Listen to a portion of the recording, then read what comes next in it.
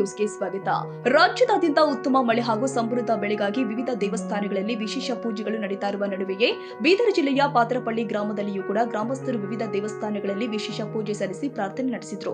ಗ್ರಾಮದ ಶ್ರೀ ಬೋಮಗೊಂಡೇಶ್ವರ ದೇವಸ್ಥಾನ, ಶ್ರೀ ಹನುಮಾನ್ ಮಂದಿರ, ಲಕ್ಷ್ಮೀ ದೇವಿ ಮಂದಿರ, ಬಸವ ಮಂದಿರ ಹಾಗೂ ಶ್ರೀ ಭವಾನಿ ಮಂದಿರಗಳಲ್ಲಿ ಉತ್ತಮ ಮಳೆ ಹಾಗೂ ರೈತರ ಸಮೃದ್ಧಿಗಾಗಿ ವಿಶೇಷ ಪೂಜೆ, ಅಭಿಷೇಕ ಹಾಗೂ ಧಾರ್ಮಿಕ ವಿಧಿವಿಧಾನಗಳನ್ನು ನೆರವೇರಿಸಲಾಗಿದೆ.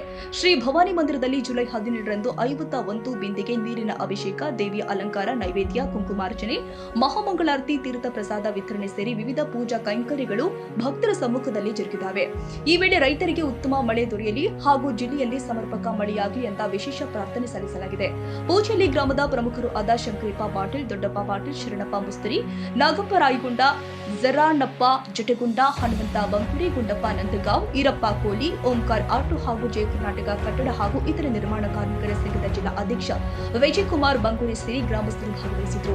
ಪೂಜಾ ಕಾರ್ಯಕ್ರಮದಲ್ಲಿ ಗ್ರಾಮದ ಹಿರಿಯರು, ಮಹಿಳೆಯರು ಹಾಗೂ ಯುವಕರು ಹೆಚ್ಚಿನ ಸಂಖ್ಯೆಯಲ್ಲಿ ಪಾಲ್ಗೊಂಡು ಉತ್ತಮ ಮಳೆ, ಸಮೃದ್ಧ ಕೃಷಿ ಹಾಗೂ ಜನಜೀವನ ಸುಖಮಯವಾಗಿರಲಿ ಎಂದು ದೇವರಲ್ಲಿ ಪ್ರಾರ್ಥನೆ ಮಾಡಿದ್ದಾರೆ.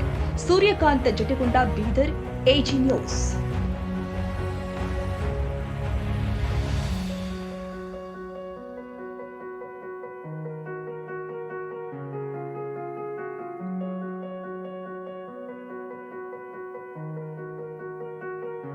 ಕನ್ನಡಿಗರ ಮೆಚ್ಚಿನ ನಿಮ್ಮ ಎಜೆ 24/7 ನ್ಯೂಸ್ ಕನ್ನಡ ವಾಹಿನಿ ಇದೀಗ ಟಿವಿಯಲ್ಲಿ ಲಭ್ಯ. ವೇಳೆ ನೋಟಿಸ್ ಕೊಟ್ಟಿದ್ರೆ ವಾಪಸ್ ತಗೋತೀವಿ. ಇವತ್ತು ವಕ್ಫ್ ಪ್ರಾಪರ್ಟಿ ಅಂತೇಳಿ ಬರ್ತದೆ ಅಂತ ಹೇಳಿದ್ರೆ ರೈತರು ಬೀದಿಗೆ ಬದಲು ಏನ್ ಮಾಡ್ಬೇಕಾಗತ್ತೆ? ಯಾರು ವೋಟ್ ಹಾಕಿಲ್ಲ ಅಂದ್ರೆ ಗ್ಯಾರಂಟಿನೆಲ್ಲ ಸ್ಟಾಪ್ ಮಾಡ್ಬಿಡ್ತೀವಿ.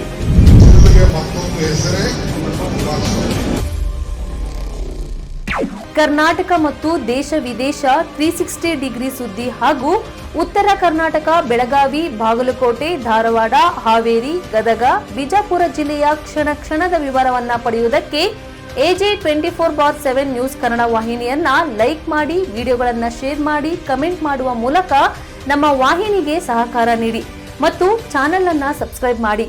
ಧನ್ಯವಾದಗಳು.